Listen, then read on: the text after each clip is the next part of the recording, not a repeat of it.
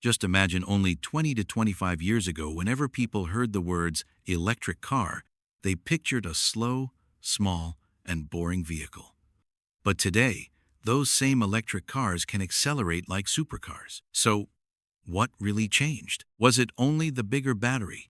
Or is the real secret hidden inside the motor? Recently, Tesla's new carbon fiber sleeve motor has become a major topic of discussion in the engineering world. Many experts believe this is not just a faster motor, but a technology that could remain a big challenge for other companies for many years. But what is so special about this motor that even the biggest automakers have started taking it seriously? In this video, we'll explain in simple language what problem had been hidden inside electric motors for years, how Tesla solved it, why carbon fiber is getting so much attention, and why simply opening Tesla's patents doesn't mean any company can build a motor like this. Stay with us until the end, because we'll also understand whether this technology is only for high-performance cars or if it could change the future of the entire EV industry. Let's understand it in detail. And before we move ahead, make sure to subscribe. If someone looks at today's Tesla Model S Plaid and says, "Electric cars have always been this fast," that would be completely wrong. If we go back a few years, the first electric cars were nothing like today's EVs.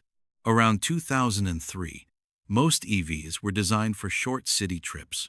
They had low speed, limited power, and couldn't travel very far on a single charge. At that time, people believed electric cars were only good for everyday short distance driving, not for long journeys or strong performance. Then, little by little, the technology started improving. Batteries became better, electronics advanced, and the biggest change was seen in electric motor design. In 2008, the Tesla Roadster began changing people's thinking.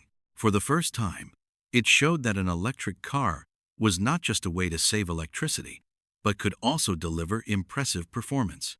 Its range and speed attracted the attention of other automakers. After that, Tesla kept improving its motors and control systems. The results became clear with the Model S and later the Model S Plaid. The Plaid became famous for its acceleration because it can go from a standstill to 60 miles per hour, or about 97 kilometers per hour in just a few seconds. But the real story is not just about being fast once. The important part is that the motor can keep delivering the same power again and again without overheating or losing its performance. Many people think an EV's power comes only from its battery, but that's not the complete picture. The battery stores energy, while the motor delivers that energy to the wheels. Even if the battery is excellent, the car can never show its full potential if the motor cannot use that energy efficiently. That's why the battery and the motor must work together perfectly. Over the past 20 years, electric motor technology has improved through many small advancements. Better magnets, more efficient control software, faster inverter processing, and designs that remain stable at high RPM have greatly improved the performance of electric cars. That's why today's EVs are faster, more reliable, and more energy efficient than before. This is also why engineers are no longer focused only on building bigger batteries. Today, they give just as much attention to motor capability, efficiency, and engineering. The biggest problem hidden inside the rotor. First, let's understand what actually happens inside an electric motor that decides its overall power and performance. Every electric motor has two main parts. The first is the stator, which stays on the outside, and the second is the rotor, which spins rapidly in the center. When the stator creates a magnetic field, it makes the rotor start spinning. This spinning force is what finally reaches the wheels and moves the vehicle forward. That's why, if the rotor does not work properly, the performance of the entire motor is affected. Most electric vehicles on the road today use copper windings and a silicon steel core inside the rotor. Copper carries electricity very efficiently, while silicon steel helps manage the magnetic field more effectively. This design has been used for decades because it is reliable and also easy to manufacture on a large scale. But the real challenge begins when the motor starts spinning at very high speed. As the RPM, or revolutions per minute, increases, the centrifugal force acting on the rotor also rises quickly. In simple words, the faster the rotor spins, the stronger the force trying to pull it outward.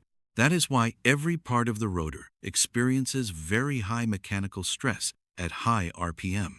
If this stress keeps increasing over time, very small changes begin to appear inside the rotor. Many times these changes are not even visible to the naked eye, but their effect can clearly be seen in the motor's performance. Even a small imbalance in the rotor can increase vibration, create more noise, and make the motor run hotter than before. This extra heat also leads to more energy loss. That is why engineers do not focus only on making a more powerful motor. They also make sure the motor remains stable for a long time. If the motor keeps overheating or produces excessive vibration, its efficiency starts to drop. In other words, part of the battery's energy gets wasted as heat and friction instead of reaching the wheels. This has been one of the biggest challenges in motor engineering for many years. On one hand, companies wanted the motor to spin at higher RPM to deliver better power and faster acceleration. On the other hand, keeping the rotor safe and perfectly balanced at those high speeds was not easy. That is why increasing motor speed was never just about software or the battery. The strength of the rotor and its design were just as important. Trying to solve this challenge in a different way eventually opened the door to new motor technologies. How exactly does Tesla's carbon fiber sleeve work? This is where Tesla took a different approach. Instead of only trying to increase the motor speed, the company focused on strengthening the part that experiences the most stress, the rotor. To do this, Tesla used a carbon fiber sleeve. In simple words, it is a very thin layer of carbon fiber that is fitted very precisely around the outside of the rotor. Its job is to keep the rotor in its correct shape even at very high speeds. Carbon fiber is well known for its strength. Its tensile strength, or the ability to resist pulling forces, can reach around 2,400 megapascals, which is much higher than many common engineering metals.